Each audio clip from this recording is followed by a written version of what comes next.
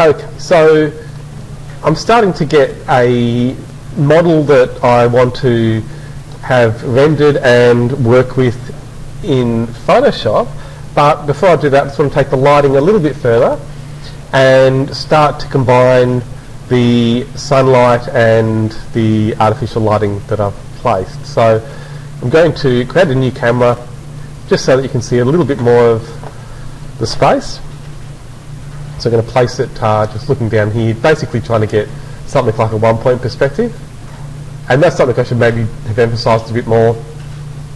If you have a rectilinear space like this, when you create camera views that are parallel to those main lines, actually you realise that that will give you something like a one-point perspective. So I'm sure you all have an idea how to draw one-point perspectives, but you maybe haven't thought about how camera views also create perspective views like that.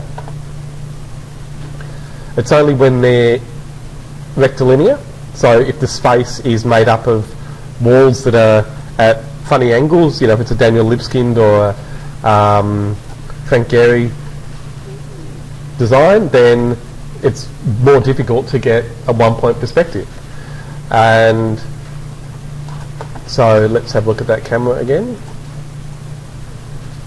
Okay, so you can see there the target, the line between the camera and the target is parallel with these grid lines. If I have a camera that is at an angle,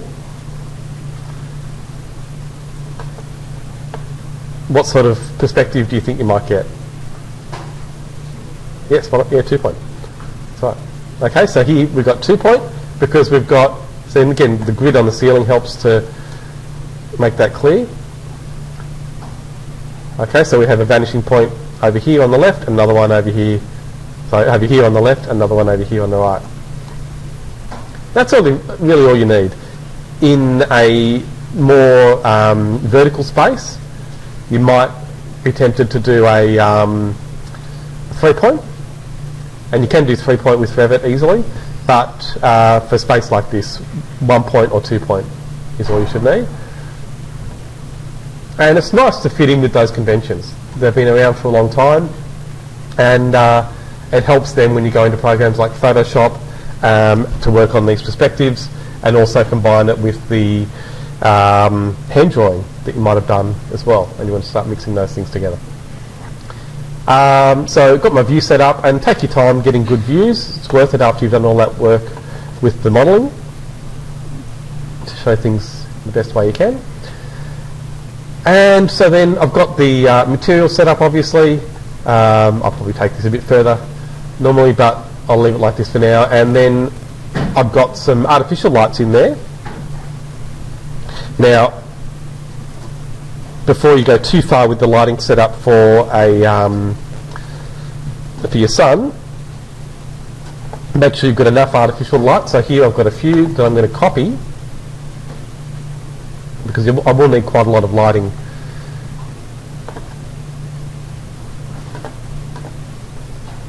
And I may as well copy the duct with it while I'm at it.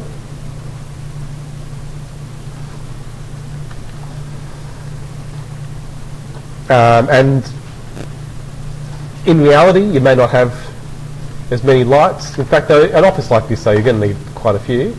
But once you start using the sun, it's going to be really bright. So you need enough artificial lights to balance that out, or to give you some indication that they're doing something. Okay, so I'm just copying some lights, and again back in my perspective view now. Oops, sorry, not that one. This one. There we are. I can see those extra lights there. And so then I've got my artificial lights. Now I want to get an idea how the sun's going to work. And so a good way of seeing your sun direction is to turn the shadows on. And you can see that my whole space is overshadowed. I'm not getting any direct sunlight. So, back into the plan view. I think I showed you earlier, so I'll just quickly go back to the perspective. When you render, the quick way of getting your sunlight to be at the angle you want is to just go into sun settings here, and you've got these presets for top right or top left. But remember, that's in relation to your view. So with this view direction, top right would be coming from up here, top left would be coming from up here. But you might be thinking already about the direction the sun would be in reality and designing your space accordingly, which is the way you should be designing. So which way does the sun come from generally in the southern hemisphere? North, exactly. Right? So you always hear people talking about north-facing buildings, north-facing spaces being better because they receive direct sunlight. In the northern hemisphere, they talk about south-facing being better because it was, it receives light for most of the day, and north-facing in the northern hemisphere is generally in shadow for most of the day. Same in the southern hemisphere, south-facing is generally in shadow. Now, have you been given an indication which way north is in relation to this building? No. Okay, so look, if we work it out later that you need to have an accurate north direction, we'll change it, but what I'm going to assume for now is that north is up. Okay, so this is the direction the sun is coming from, so that means it will rise over here in the east and it will set over here in the west. So we're going to get direct sunlight in the morning through these windows over here on the right, and then at midday it'll come around and mainly coming through these north windows, and then in the afternoon we're not going to get a lot of direct sunlight. So the morning and midday is where we're going to get most of our sun. So to make that happen, back into my perspective view, then I'm going to go this time to sun settings directly. So the easy way is just to click on the little sun icon and you can go to sun settings there. Right, and so then to set a real life sun direction, you need to go to still up the top, and then it'll give you your location. Oh, that's weird, it's picked up Canberra. Okay, it detects your location based on your computer. I don't know how it's got Canberra, normally it's pretty good at picking up Sydney. Canberra's not that different to Sydney, but it is different. So I'm going to browse, and then we can let it detect automatically, and it should come up in a moment. It's finding Canberra again. Okay, let's hit search and see. Okay, if it makes a mistake like that, you can always have a look in the list here and go to default city list. And then you can choose from a list of all of these different cities. It's got most of the big cities in the world there. Okay, so it's got virtually every city in America, but it does have a lot of the other cities around the world. So here you'll find Sydney.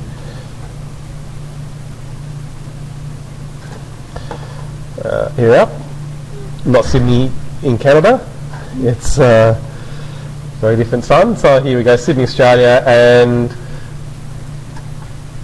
then we've got the time at 4 o'clock and the date in May, and then it's on in session still. Now, to duplicate, you need to go to one of these other options. So you've got here summer solstice, winter solstice, spring equinox, autumn equinox. So you can just choose any of those and use them as a starting point.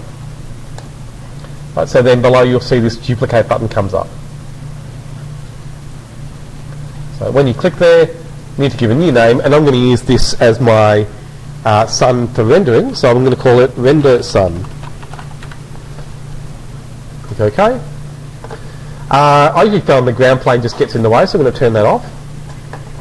And then the date we'll set to, well, I want this to go fairly deep into this space, a fairly deep space. So, well, I'll ask you, what do you think is going to be deeper? Summer or winter? Yeah, winter. Winter, that's right, yeah, because in winter the sun is closer to the horizon. So it'll be at more of an angle and go further into the space.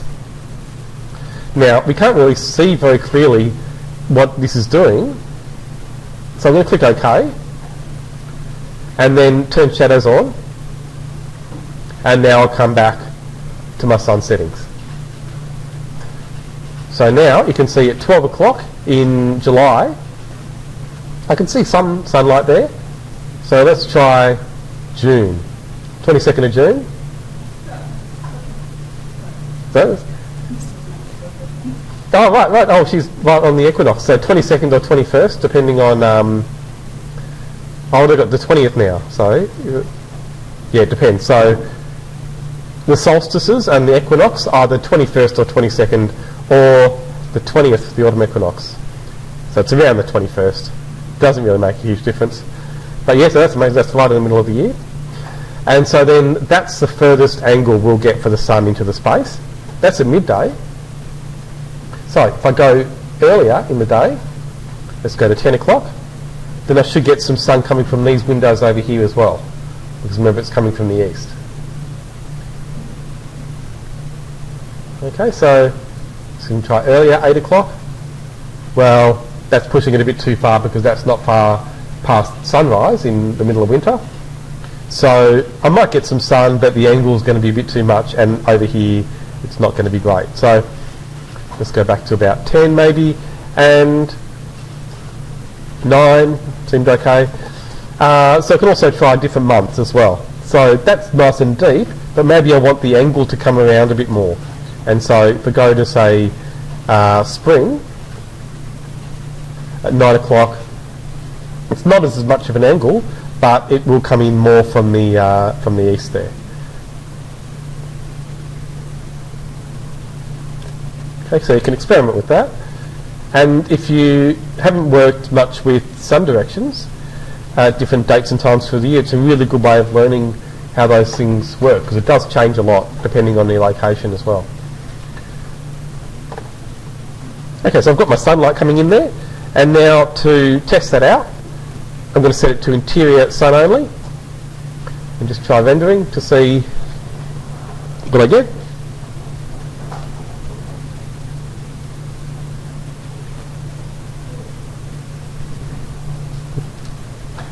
Now, when you see this message about missing textures, it's usually to do with families that you've downloaded. And I have downloaded some families here, which you can see over on the left. And they're Autodesk. Sorry, from Autodesk Seek. They're actually Herman Miller families. So you might need to go and search for those textures, which you can definitely do if you go to the Herman Miller website. But the main thing I want to show you there is the sun is fairly bright. If I go and use adjust exposure, I can make that darker.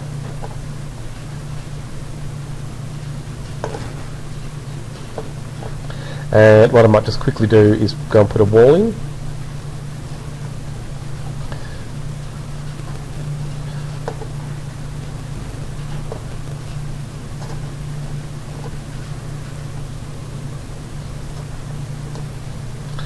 Block off that side.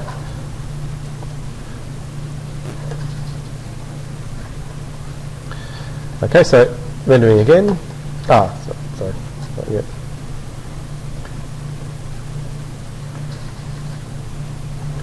Okay, so I'll get that wall up to the right height as well.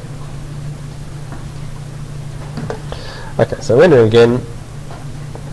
We'll make a slight difference.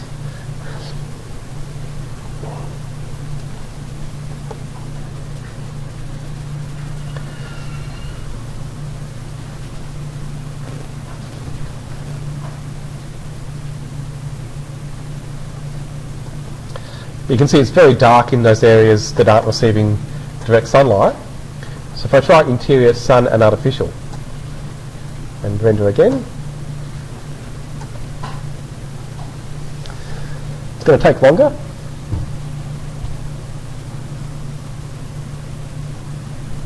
But should get a bit more light into those areas.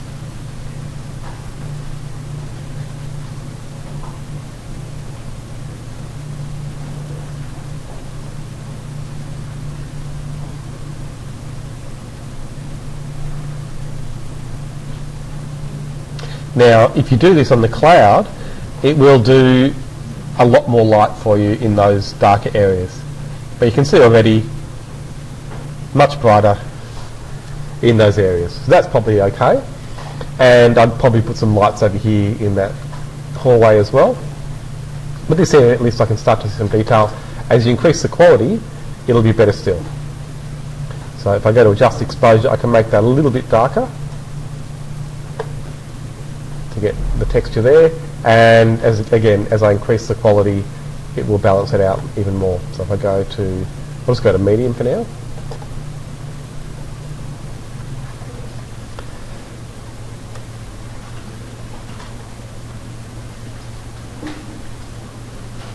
So try to, if you're doing it with this rendering tool, try to at least do it on high, and it'd be really good if you can use the cloud, because the cloud, once it's working well with this renderer, the cloud will be much better and should look really good.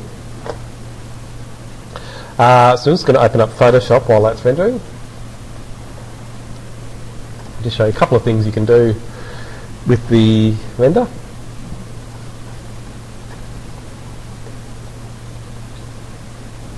Oh yeah. Then just let me know if you've got any questions. Yeah, just, thanks. Oh yeah, sure. So, yeah, I'm recording it off. Yeah. So while it's happening, I'll tell you a few things about this rendering tool. It's a shame if I haven't told you. I think I have told you already that Mental Ray is not there in the new version of Revit. So 2017, which is out already, and some people have installed it already. It's good, it's a good upgrade, but they've taken Mental Ray out altogether. So this rendering engine that we're using here just isn't an option anymore in the new version of Revit. And they've basically replaced it with the Autodesk ray tracing engine, which is a different engine. It has a different appearance. It's a shame in a way, because Mental Ray is a fantastic engine and it's been a standard for a long time, but the Autodesk one is still pretty good, and you can also still use the Mental Ray engine with 3ds Max. So it's just I think a marketing thing that Autodesk have done, or a licensing thing, sorry, that Autodesk have had to do with NVIDIA. So anyhow, if you try the other rendering engine as well, then that might give you some preparation for 2017. You'll see you can choose the option here to select the Autodesk engine. And actually for spaces like this, it can be a good option, because it does give you more bounced lighting than the Mental Ray engine. Mental Ray's always had an issue with that, and it's not a problem when you use it with 3ds Max actually, because you've got the options there to increase and control the indirect lighting. But with Revit, you don't have that option. Well, not to the same level as you do in 3ds Max anyway. So bounced lighting, or final gather and global illumination essentially, have always created problems with Revit. But you can see, as you increase the quality, like I was saying, it's less of an issue. So really what I'm trying to make clear to you here is that as you're setting up your renders, get as close as you can with exposure, but it doesn't need to be perfect. So here again, using adjust exposure. Works a bit differently when you use rendering cloud. That's another rendering engine again, and with that you just need to experiment, try it, see what you get, and probably the main tip I'll give you there is use the Chrome browser, because exposure works better with Chrome than with Internet Explorer.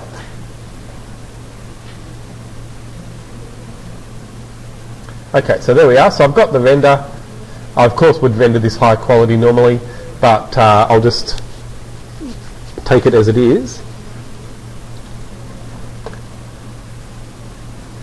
Okay, so you can see I've got a person in there, but you'll find that there are only a few people loaded with the Revit library. And that's very limiting. You probably want to have your own people that you get from just searches that you do online or photos you've taken yourself. You can easily add those in Photoshop as well. Right, so anyhow, the rendering's almost done.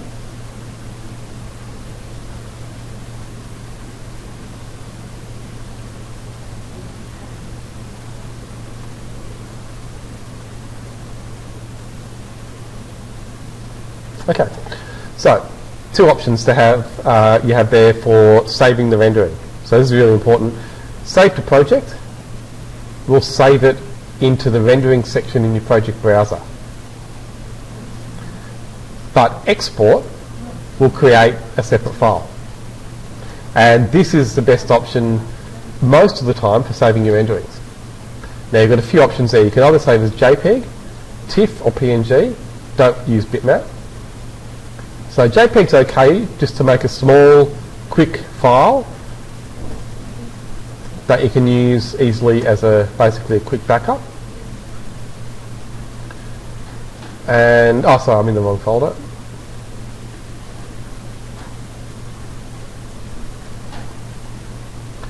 Okay, so there's my file, JPEG file.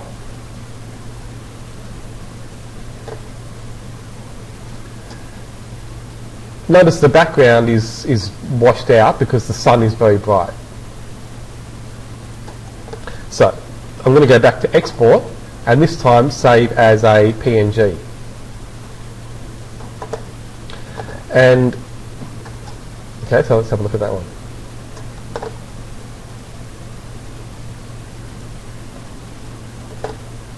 Okay, so here you notice it looks the same as the JPEG, but if I go and open that with Photoshop, it has built in essentially what's called an alpha channel, and well, it's kind of an alpha channel anyway. So if we open this up, here it is. So that's my JPEG file. I'll open that so you can see in Photoshop. It will look the same as what I just showed you. Shouldn't take this long to open in Photoshop. I think it's just because it's the first time.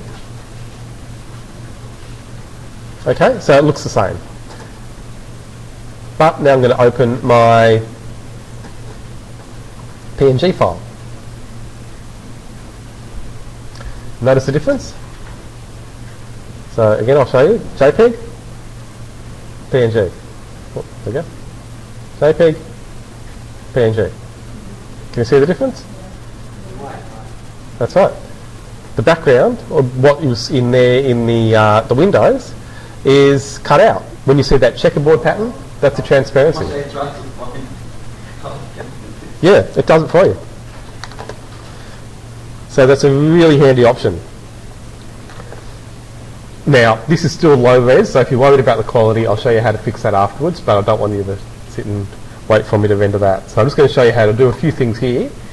So I've got a file here you can see open, and I've got my layers panel open on the right.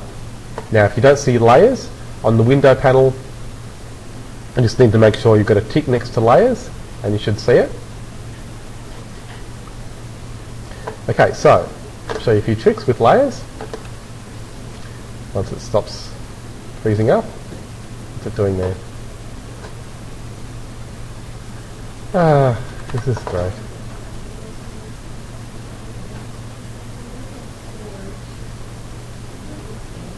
And it's got an issue. Sorry about that. I'm just going to...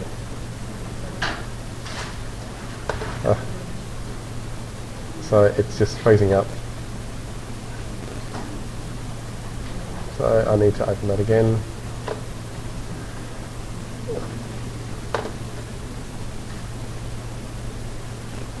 Okay, I've got a few too many programs open.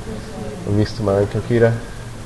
Here we are. Okay, so again, just to show you a few quick tricks with layers. You can easily make a copy of a layer So if you want to make a new layer that's the same as any existing layer, just drag the layer swatch onto the new layer button.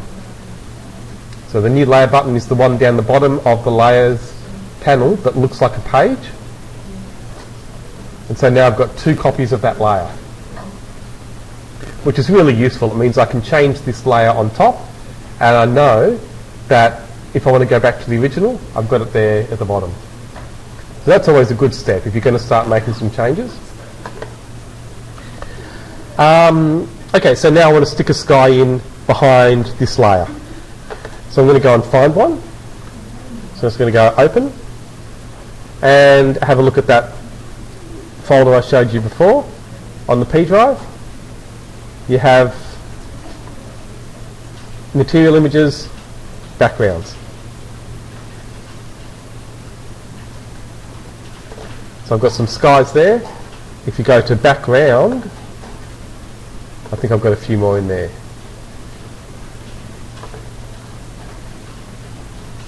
Okay, so I'll just get a sky. So maybe one that's going to work with this space. Yeah, this might do. A little bit colourful. Yeah, that'll do. Okay, so I've got my sky. So I want to copy and paste this into my image. Now, you can drag the whole thing, but a good way is to just Control A, which is select all, Control C, which is copy, and then go to your new file, select the right layer for it to go above. I want it to go above my background layer. So then Control V, and that will paste it in. Now I'm going to turn off my top layer so I can see the sky by itself, and I can see there it's very large. So I'm going to use Control T now to transform, and I'm just going to drag, holding down Shift to keep it proportional. Right, so you want to keep the proportions. So lock proportions is Shift, and then I can move it at the same time just by dragging.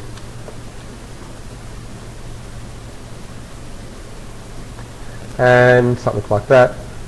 So I want to think about where the horizon would be. It's probably down here. So I'm trying to get this fairly high. So I'll turn the top layer on now. Oh, so to finish transforming, I've got to double click, and then I can turn my other layer back on, and there we are. So I can see my sky there now. And so I've still got my sky layer selected, and now I can adjust that. So it's maybe a little bit too bright. So I can go to Image, and then Adjustments, and then use any of these options. So you've got a whole range of them. Brightness contrast is a nice easy one. So I can make it more or less bright, increase or decrease the contrast, and you can see a preview which you can turn on and off to see the original and then the changes. Now I can of course do that with my imported image. So I can go to my top layer now and go to Image, Adjustments, and Brightness Contrast. Make the whole thing brighter or darker.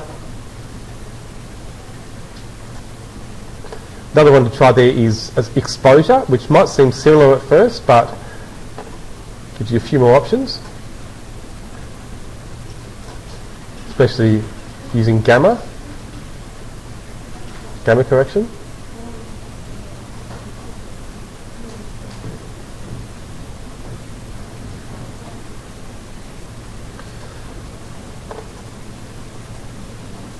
Another one is photo filter. So you can try out different filters. That's a warming filter. If I go to a cooling filter, you can see the difference. And you can try different options there. So just cycling through some of the different filters.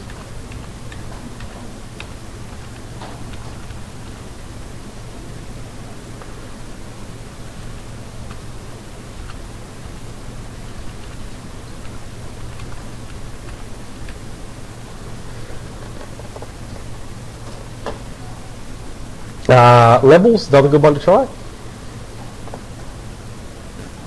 So there, normally you would use the ends to tighten up.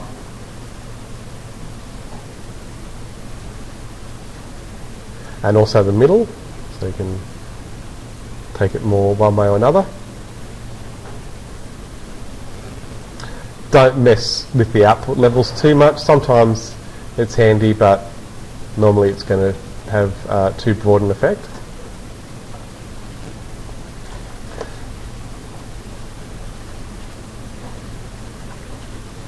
Okay, you've got the presets which can be useful there as well.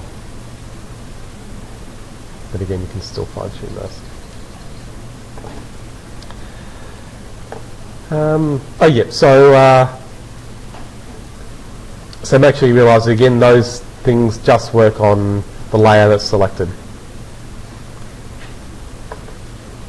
And then, oh yeah, so the other thing I thought I might show you quickly, if you have a person that you want to add, here I've got some people. Oops, go to large icons. And these people look sort of businessy, I suppose, so let's try them. They're a bit small, so let's get a better one. You'll find much better people these days when you search online. These sometimes were done quite a while ago, so you'll probably find much better quality if you do a search. Let's see how big these are. Now they're small too. So let's just do a search. And in fact, I'll show you some good sites for this stuff. Immediate entourage.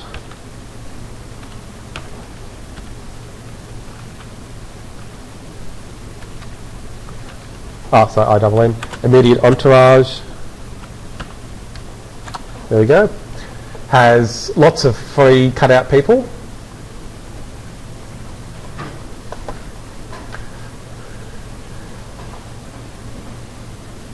And as the name suggests, they're cut out already. You don't need to cut them out, which will save you a bit of time. So I'm just going to go straight to free cutouts.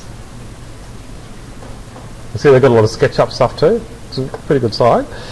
And so free cutout people.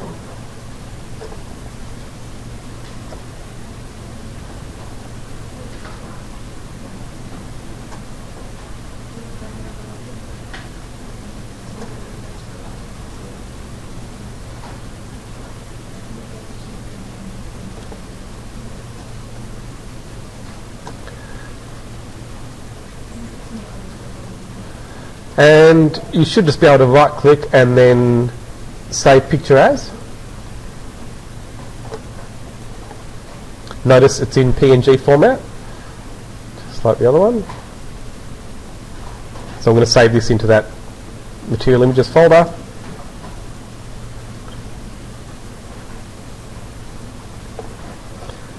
Okay, so then in Photoshop, open the file, there it is. Okay, so notice they've already got a transparency. You can easily make your own just by cutting around them and deleting the bits you don't want. And so here, Control A, Control C, just like I did before. Control V, except this time I want to go on top of my new layer, so I'm going to select that first, and then Control V to make a new layer above that, and then Control T to transform. And again, I'm going to hold down Shift.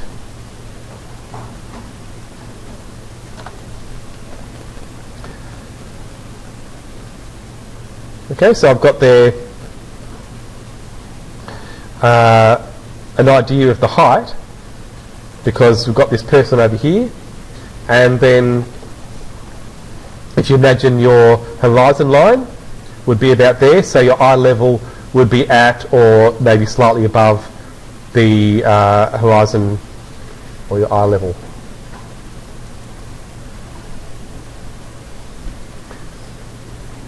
Okay, and so then just like the other layers, I can make adjustments to that individual layer. So maybe either brightness, contrast or exposure to make them more or less bright. Also gamma correction can help to blend them in with the background, and sometimes even offset. You've got to be careful with offset, but it can be handy. So what would be the other thing that would be really good to get these guys tied in with the perspective? What are they missing that anchors them to the floor? Shadows, that's right. So I'll show you how to do shadows next week, but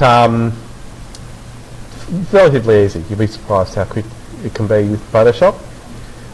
So instead of doing them all in 3D like you do in Revit and getting the shadows done automatically, you can easily just overlay them in Photoshop like this and do your shadows and other things manually. But like I said, I'll show you that next week. So that should be enough anyway to get you started with Photoshop, and we'll keep going with that.